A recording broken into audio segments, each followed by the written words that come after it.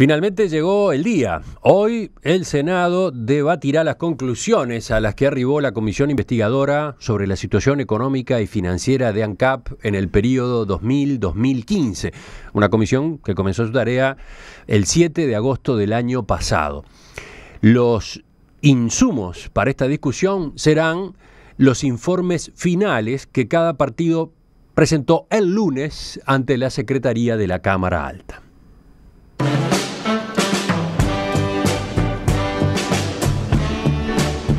En su documento, el Frente Amplio consideró que no se constataron irregularidades ni ilicitudes en la gestión de esa empresa pública desde que gobierna el oficialismo y que, además, se respondió a todas las denuncias presentadas por el Partido Nacional. La oposición concluyó lo contrario e incluso coincidió en que se deben llevar a la justicia penal al menos 3 asuntos que fueron indagados. Los contratos para producir y transportar cal a la planta de Candiota en Brasil, la gestión en el rubro publicidad y la intermediación de la firma Exor en la operación de cancelación de deuda que ANCAP mantenía con PDVSA, Petróleos de Venezuela. ¿Qué balance dejan estos meses de investigación en el Senado? Hoy, en esta primera nota sobre el tema, vamos a conversar con el senador nacionalista Álvaro Delgado, que el año pasado fue el encargado de realizar las denuncias que dieron pie a la conformación del grupo investigador. Delgado es, junto a Jorge Saravia, uno de los firmantes del informe del Partido Nacional, que tiene 234 páginas. Senador Delgado, buen día, gracias por acompañarnos. Buen día, Emiliano, saludo a la audiencia. Hemos conversado con usted varias veces en estos meses a propósito de este tema. El oyente puede preguntarse qué habrá de nuevo entonces en una entrevista como la de hoy. Quizás ese puede ser el enfoque que yo le pida al comienzo. Ahora que está redactado el informe de ustedes, ¿cuál es a grandes rasgos la conclusión general y eventualmente las novedades que saca el Partido Nacional? Está bien la pregunta, para, entre otras cosas, no cansar a la audiencia con un tema que se ha venido dando a lo largo de estos 5 meses. En primer lugar, yo creo que valorar la comisión investigadora, el instrumento de la comisión investigadora como control parlamentario. Era un instrumento que estaba vedado hace 10 años, el Frente Amplio no votaba ninguna investigadora sobre su gestión, y bueno, todas las instancias parlamentarias de Contralor se daban contra el muro de la mayoría propia, interpelaciones, llamados, comisiones, porque el Frente tiene mayoría propia y daba siempre cuenta al final de cualquier intervención la conformidad con lo actuado por el gobierno, por sus ministros. Esta fue la primera vez y la verdad que creo que el balance es positivo porque conocimos muchas cosas que no hubiéramos conocido de otra forma, nos enteramos incluso una cantidad de problemas que en la interna del Frente Amplio esto generaba y generó la gestión de ANCAP durante el último gobierno particularmente. Y bueno, y yo creo que por primera vez se abre una brecha en ese abroquelamiento de la mayoría parlamentaria y se deja esa cultura de barrera bajo la alfombra. Todos los medios de comunicación, los legisladores, los ciudadanos tenemos más información sobre una situación que es absolutamente excepcional. No existe en la historia del Uruguay un colapso de una empresa financiera que haya que salir a rescatarla de la magnitud de lo que está ANCAP, teniendo en cuenta en el marco en que se hace, ¿verdad? ANCAP es una empresa monopólica, es estatal, maneja precios administrados, vaya si lo sufrimos en enero cuando decidieron no bajar los combustibles 10% para meterle $200 millones más de capitalización por vía encubierta con las tarifas de los combustibles, pero además en momentos de expansión económica y de venta de combustible, bueno, colapsó ANCAP. Y yo creo que eso dio origen, la presión social, más allá de la política, más allá de las denuncias, que yo creo que los 12 capítulos originales, son 15 los informes del Partido Nacional, fueron fundados y creo que a esta altura parte y ya dentro de las conclusiones están confirmadas las denuncias, pero además confirmadas las presunciones que el Partido Nacional hacía. Cuando se vota una comisión investigadora, lo dice hasta el propio Corseniak, el perfil de la comisión investigadora, lo establece la ley, es que hay presunción de ilicitudes o irregularidades. Bueno, nosotros confirmamos a lo largo de los 15 capítulos, los 12 originales y los 3 que agregamos, que hay irregularidades, hay ilicitudes, hay aproximadamente unas 50 a lo largo de todos los capítulos. En algunas se repiten los mismos artículos de ley o las mismas normas constitucionales o la violación de determinados decretos o ordenanzas, pero más o menos calculamos unas 48, 50 violaciones a normas entre irregularidades y ilicitudes de todo tipo, respaldados en otra cosa, porque ustedes habrán visto, si vieron los informes del Partido Nacional, que atrás de cada informe que hacíamos nosotros y detectamos con nuestro equipo de abogados y asesores lo que serían las irregularidades o ilicitudes, a su vez los respaldábamos con un informe del catedrático de Derecho Administrativo, el doctor Carlos del Piazzo, que bueno, era obviamente en un lenguaje jurídico mucho más técnico, pero además mucho más contundente y categórico, corroborante de lo que nosotros decíamos, e incluso más allá, con un detalle que creo que le da una contundencia al informe del Partido Nacional y respaldo. Empecemos por ahí, en todo caso, senador Delgado. Usted dice, y el informe del Partido Nacional sostiene, que en cada uno de los 12 capítulos que usted había presentado inicialmente pidiendo a la investigadora, en cada uno de ellos terminaron verificándose irregularidades e ilicitudes. El oyente puede preguntarse, bueno, pero estos son términos que han dado para mucha discusión también, ¿no? Entonces, ¿qué gravedad tiene eso, de que se hayan verificado esas irregularidades e ilicitudes? Primero, que la denuncia que se hizo en su momento y que dio origen a la comisión investigadora está confirmado. Está confirmado en su concepto y está confirmado en los procedimientos, en la vulneración de algunos procedimientos, lo que termina irregularidades, o sea, todo lo contrario a la regla, y los ilicitudes, todo contrario a la ley. No todas las irregularidades o ilicitudes terminan siendo con características de penales, ¿verdad?, de tipificación penal. Eso es otra cosa que después seguramente entremos en ello más adelante, de la decisión que tomó la bancada del Partido Nacional, no solo de avalar los informes que presentamos con el senador Saravia y el equipo de asesores, lo hizo suyo la bancada del Partido Nacional, es más, habla del Partido Nacional en cada una de los informes, sino además la decisión de pasar 6 capítulos en principio y sin perjuicio de poder seguir estudiando, que tenemos la convicción suficiente, bueno, y la presunción del caso a la órbita penal para que sea la justicia la que lo derive.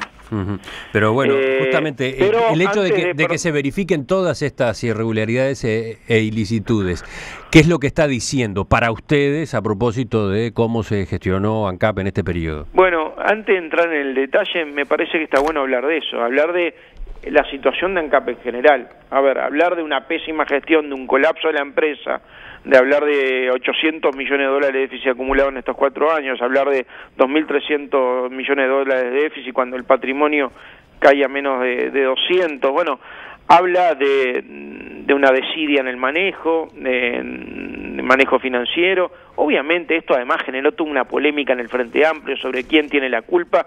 Lo que nadie discute es que ANCAP colapsó y que ANCAP no quebró porque es una empresa estatal, estaría en categoría 5 del Banco Central, bajó 2 escalones en las consultoras de riesgo últimamente.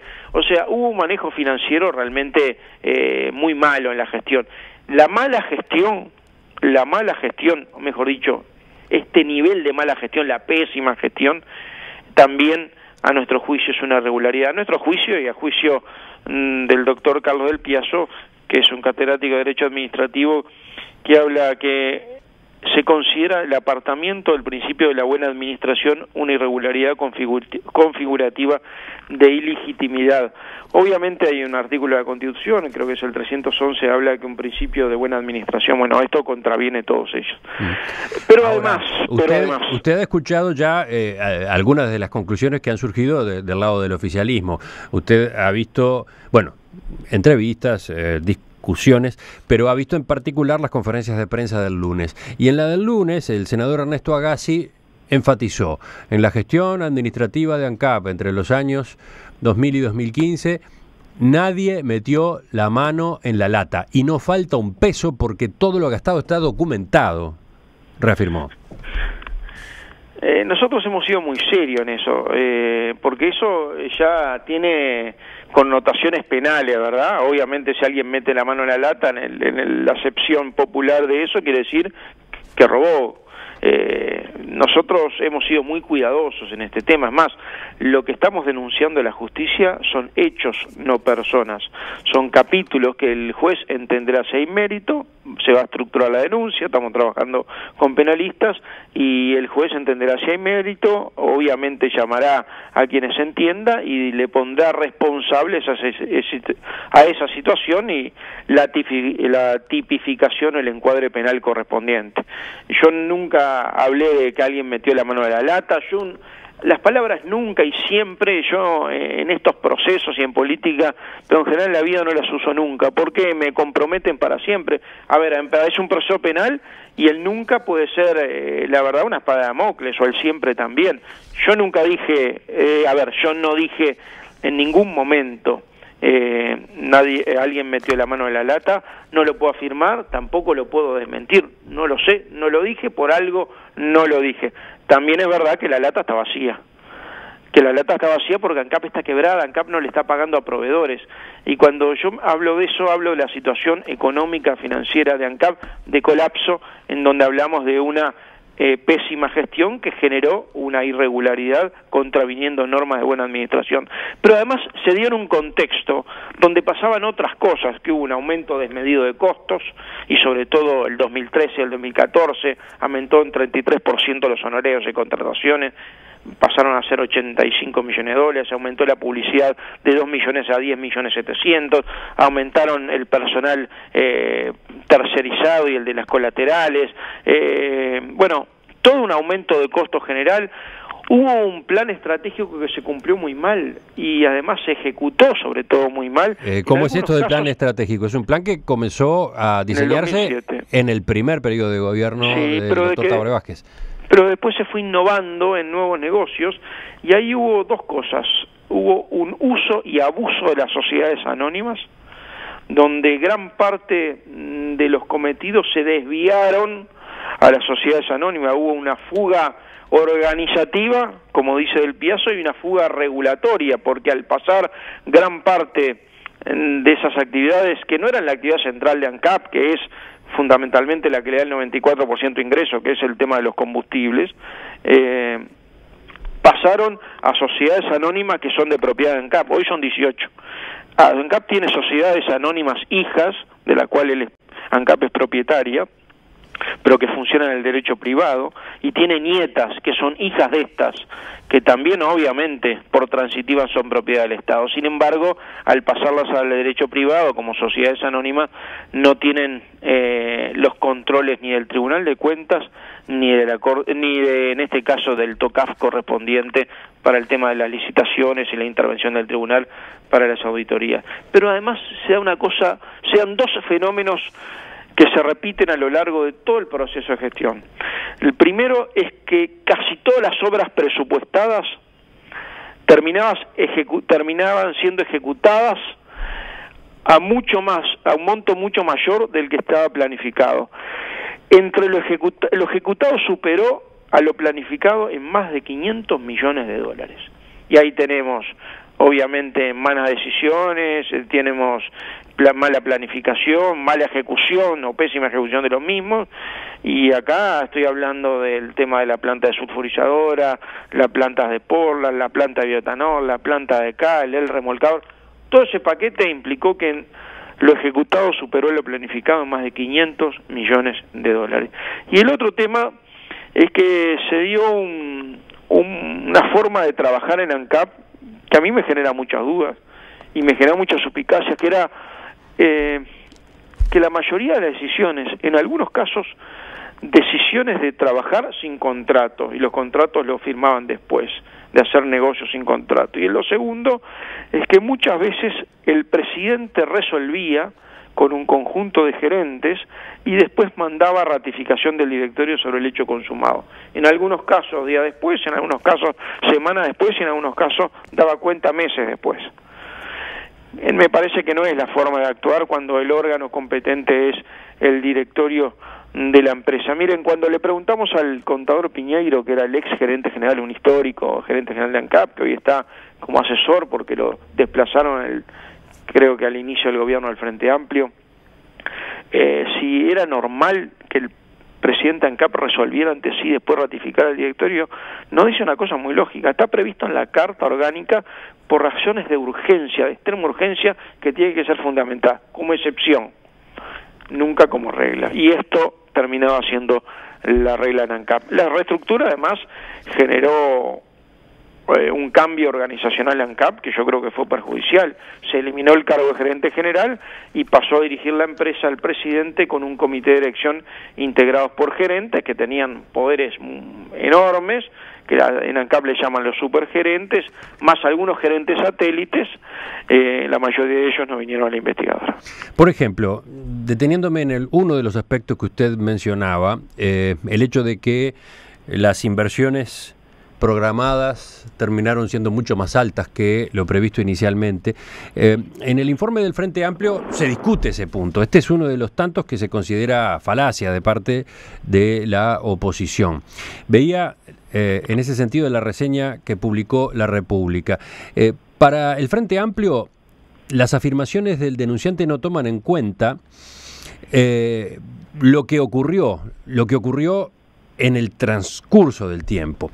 Se parte de la premisa de que la estabilidad de precios y la demanda a nivel mundial de los años 2005, 2006 y 2007 es comparable a la que se dio en los años 2010, 2011 y 2012, algo completamente imposible.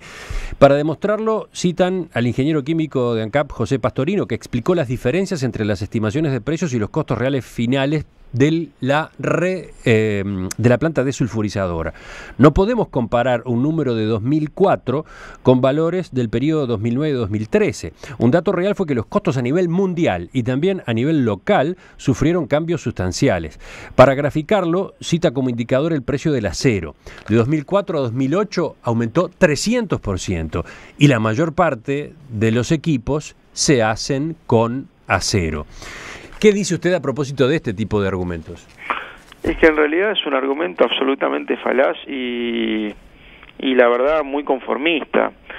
Obviamente que los precios no son los mismos. También es verdad que cuando uno hace se llama licitación y nosotros nos basamos en documentos, si algo hemos hecho es manejar la denuncia y después el respaldo de la misma con información, siempre seriamente, en forma fundada, chequeada, confirmada, con actas, con pliegos de licitación que respaldaran. Bueno, la licitación original de la desulfurizadora estaban bastante menos, casi un cuarto de lo que terminó saliendo. Obviamente en ese momento también había convenios salariales que ya sabían cómo iban a ser los ajustes. Obviamente había variables que no, pero también es verdad que en todo el proceso lo que no se hacen es terminar redimensionándolo, reprogramándolo, no lo digo yo, lo dijo el propio Astori, ¿verdad? A tal punto que la planta de sulfurizadora... Pero a ver, por ejemplo, el senador Otegi enfatiza que en el Plan Estratégico 2010, el que aprueba el Ministerio de Industria y después el Poder Ejecutivo, el valor que se le había colocado a la desulfurizadora era 360 millones de dólares. Por lo tanto, dice Otegi, se ha instalado en el debate público que eran 80 o 110 y pasó a 420 cuando el número real que hay que tener en cuenta es el de 360. Y bueno, terminó saliendo 420, entre otras cosas, porque no solo se hizo la desulfurizadora, también se cambió el comando de la refinería, se informatizó, se hizo una planta de enfriamiento de agua, que es importante para la refinación de petróleo, y después, en estos últimos años, todos somos conscientes de que el costo del metro cuadrado de construcción y el valor del hierro aumentaron. Ahí está una explicación complementaria de la anterior. Obviamente yo tengo la licitación original y me da una cifra realmente mucho menor. Tengo los pliegos originales, cómo fueron evolucionando, cómo las ofertas aumentaron a lo largo del proceso y cómo no hubo una discusión interna sobre reprogramar la misma. Es más, cuesta creerlo, pero la desulfurizadora, que en realidad la mayoría de la gente no sabe que además la empresa que construyó la desulfurizadora, que es uno de los ejemplos, ¿verdad? Pero yo voy a mencionar los 5, ya que mencionaron el tema de los sobrecostos, o que terminó saliendo $500 millones más que lo planificado. Quiero mencionar los 5. En la desulfurizadora, la empresa que construyó la desulfurizadora, la empresa AESA, Astra Evangelista Argentina, una empresa vinculada a YPF, que bueno, que fue cuando YPF fue estatizada, y obviamente se manejó por parte del gobierno argentino, particularmente de algún sector del gobierno argentino. Esta empresa Astra Evangelista le hace un juicio en CAP por $96 millones. Dentro de ese juicio, la que hizo la planta de sulfurizador, donde se hizo la fiesta de $360.000, ¿verdad? En ese juicio le ponen uno de los rubros es 40 millones por incumplimiento por personal propio. La verdad que es increíble. ¿Sabe lo que hace ANCAP? Termina transando y paga $34 millones.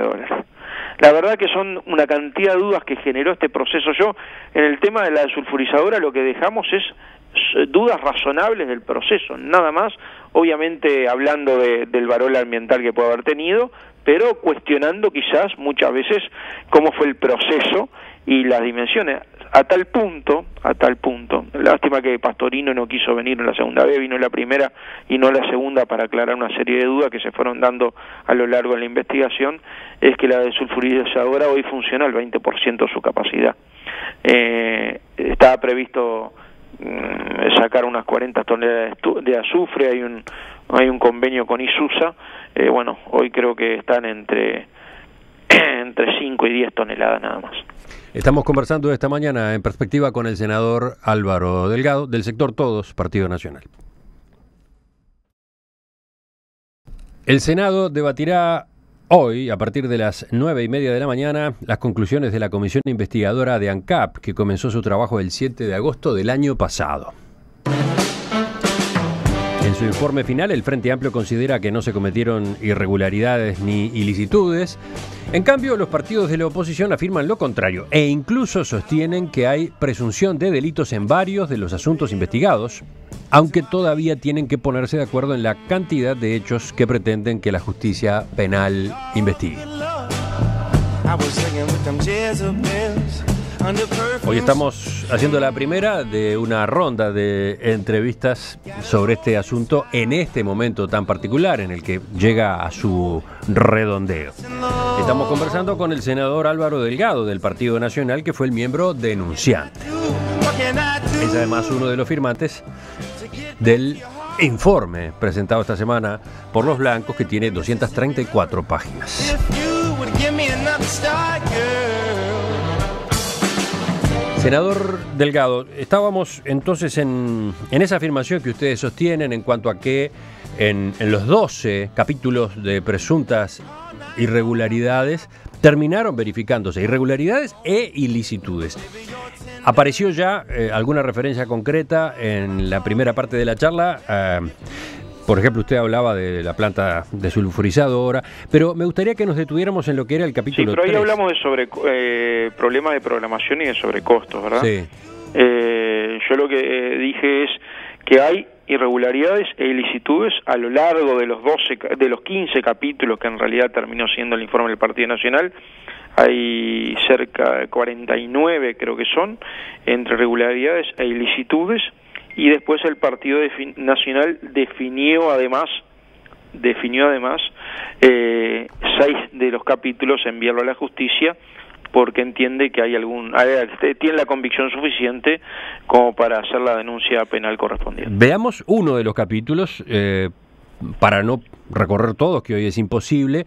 Vayamos al capítulo 3, la planta de cal en el departamento de 33. ¿Qué fue allí lo que ustedes verificaron?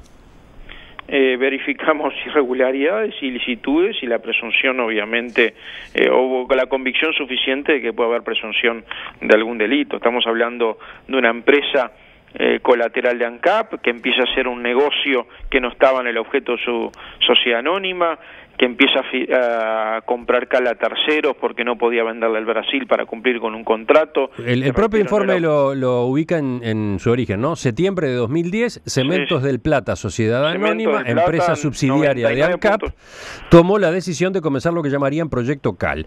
Dentro del plan estratégico se planteaba la posibilidad de dar uso a las reservas calizas que tiene el país y en ese marco y con esa justificación se inicia el mismo.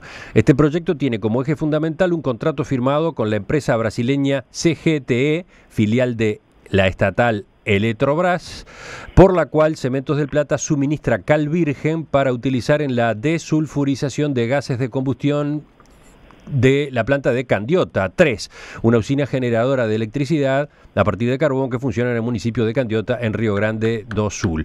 Un contrato a 10 años que preveía la construcción de una planta de cal a efectos de dar cumplimiento al mismo. ¿Qué fue lo que ocurrió según el análisis que ustedes hacen? Primero, el Cemento del Plata propiedad ANCAP en un 99.3%. En segundo lugar, empezó a vender cal cuando no era objeto de la sociedad anónima. Empezó en un negocio que no estaba habilitado para hacerlo. Eso terminó, el negocio terminó regularizándose 3 años después, en el 2013, cuando la sociedad anónima cambia, incluye la cal dentro del objeto de su negocio. Tercero, empiezan a venderle cal a Brasil sin tener la capacidad ni en cantidad ni en calidad para hacerlo, y empiezan a comprar cal a privados, muchas veces sin contrato. Cuarto, la cal que en este mismo proceso empiezan a hacer 2 plantas, una que se inaugura en el 2013 y después una planta que todavía no se inauguró, que estaban presupuestadas alrededor de 90 millones de dólares y terminan costando 148 millones de dólares y medio. Además hay complicaciones en la licitación que están detalladas ahí sobre la empresa que quedó primera, casi con 10 millones de dólares por debajo de la segunda, piden mejor oferta y la otra baja en pocos días baja un 30%. Lo quinto, que la cal es puesta en Brasil. Es un negocio que hasta ahora sigue dando pérdidas. Cemento del Plata a septiembre del 2015 venía perdiendo 2,5 millones de dólares. Sigue dando pérdidas todos los años. Es un negocio que es deficitario y que todavía no se le ve el punto de equilibrio. Sexto, que la cal puesta en Brasil se le pone un precio de $85 la tonelada puesta en Brasil. En Candiota son 280 kilómetros aproximadamente. Y para esto se contrata una empresa que es uruguaya, pero terceriza a una empresa brasilera que es del mismo dueño, porque la empresa uruguaya tiene la dirección fiscal un apartamento en Positos, terceriza a una empresa brasilera, lo hace sin licitación, por contratación directa, le llevamos pagados 16 millones de dólares y medio de flete. Es una empresa que utiliza para la cal uruguaya camiones brasileros, choferes brasileros, costo brasilero, matrícula brasilera, ruedas brasileras, y que además en su momento le adelantaron 2 millones de dólares para la compra de camiones. Todo este paquete, la planta de cal, que además es un negocio que ha sido deficitario para el Uruguay, no lo hace ANCAP. ANCAP lo pasa para el derecho privado, lo privatiza, de hecho, lo pasa a una sociedad anónima que no tenía objeto para hacerlo, y obviamente empiezan a producirse este negocio, empieza a efectivizarse con una seria cantidad de irregularidades, ilicitudes, y nosotros entendemos más 5 temas más, que se los voy a detallar, por lo menos se los enumero, es que hay presunción de que puede haber algún tipo de ilicitud con tipificación penal, por eso lo vamos a pasar a la justicia. ¿Cuáles son? Que definió la bancada del Partido Nacional. El negocio y el transporte de cal, el primer tema, que va a pasar a la justicia, definió la bancada del Partido Nacional. El segundo, el tema del remolcador Quichororó, el remolcador que hizo ANCAP con la Armada, que también se terminó saliendo más y todavía no se puede utilizar. Mientras tanto estamos contratando una empresa privada que ya le pagamos 6 millones de dólares y no tienen ninguna de las exigencias que le exigimos al remolcador, que no pueda andar. Tercero, el tema de la publicidad, de que no solo el incremento de los costos, sino el manejo discrecional de una agencia de publicidad que podía gastar 4 millones de dólares casi a discreción sin control de ANCAP. Ahí van 3. Cuarto, el tema de la intermediación de ANCAP del negocio del petróleo con Trafigura, entre Petroecuador y Trafigura, no solo el que se conoce de 6.000 millones de dólares, sino además un negocio adicional de GLP, que lo descubrimos hace poco y en realidad funcionamos como pantalla de Trafigura a nivel internacional, solamente cobrando una comisión, sin sentido. Ahí hay muchas presunciones al respecto. Quinto, la intermediación de Exor, una empresa que se intermedia entre ANCAP y PDVSA para la cancelación anticipada de la deuda, que no se utilizó, pero sin embargo le hace una demanda a ANCAP, y ANCAP, en vez de hacerle un juicio porque dice que en realidad nunca prestó un servicio, lo que hace, le firma un acuerdo de servicios a la empresa para incorporarla en la próxima cancelación anticipada, que es la que pasó en el 2015, y obviamente no estuvo, fue entre gobierno a gobierno. ¿Y qué pasó con eso? ¿Qué pasó con eso? Bueno, terminamos pagándole $3.100.000 de indemnización. Y sexto, el tema de la regularización tardía 4 años después de la importación de propano y de butano y de petróleo. En el 2011 tenemos las facturas de importación de propano y de butano y de petróleo, pero hablo de propano y butano fundamentalmente porque esto generó un expediente en la aduana del 2015, de ANCAP, en mayo, junio del 2015, queriendo regularizar lo que se había importado en el 2011, haciendo los DUA, el documento de importación, pero además en el caso de propano y butano pagan, a diferencia del petróleo, no están exentos, pagan tributos aduaneros y pagan IVA, con lo cual estamos evaluando no solo la irregularidad de no cumplir con la documentación aduanera, sino además si hay pérdida de renta fiscal. Senador Delgado, en estas semanas, en estos meses, luego de que terminó el trabajo de la comisión investigadora y a partir, bueno, de las primeras declaraciones que ustedes, legisladores de la oposición, formularon, una de las respuestas vino del expresidente José Mujica. Y él puso el acento en un punto. Dijo, si todo eso ocurrió, ¿para qué estaban los representantes de la oposición en el directorio de ANCAP? Por lo visto, ese mecanismo, el de la presencia de la oposición en los directorios de entes, no sirve para nada. ¿Cómo justifican ustedes que ahora estén enterándose de este tipo de situaciones cuando debieron haber sido advertidas por los directores del Partido Nacional o debieron haber sido planteadas públicamente y denunciadas en su momento? Quizá la autocrítica es la palabra públicamente, pero se trataron en varias comisiones del Parlamento y obviamente siempre chocábamos con la mayoría parlamentaria. Recién en una comisión investigadora se pudo investigar más a fondo. También es verdad, que es lo que se olvida decir Mujica, en el primer directorio se elabora el plan estratégico y se toman una serie de decisiones, no había directorio de la oposición. En el segundo directorio, del 2010 al 2015, hubieron directores de la oposición y en este caso, si ven los informes del Partido Nacional, nosotros en cada capítulo ponemos cuál fue la posición y vemos y lo detallamos sobre el tema financiero, sobre el tema ALUR, sobre el tema del Trafigura, yo qué sé, sobre los anticipos, sobre la condonación de la planta de cal, de un préstamo de ANCAP, sobre una cantidad de temas, tanto del exdirector Camí como la exdirectora Baldoira dejaron constancia en actas o votaron negativamente o pidieron auditorías que no se hicieron y nosotros la respaldamos en el informe con unos anexos donde están las actas correspondientes. Pero no hubo, en los momentos correspondientes no hubo discusiones, por ejemplo, a nivel parlamentario, por ejemplo en la prensa, de manera clara a propósito de estas cuestiones. Quizá no con la difusión suficiente, pero en comisiones del Parlamento se trató y, a ver, el tema del contrato, el cambio del contrato con efecto retroactivo, me acuerdo haberlo tratado en la Comisión de Industria de Diputados, cuando ANCAP decide cambiarle el UR en convenio de compra de biocombustible con efecto retroactivo para atrás, el director Camilo votó en contra y nosotros citamos al ministro.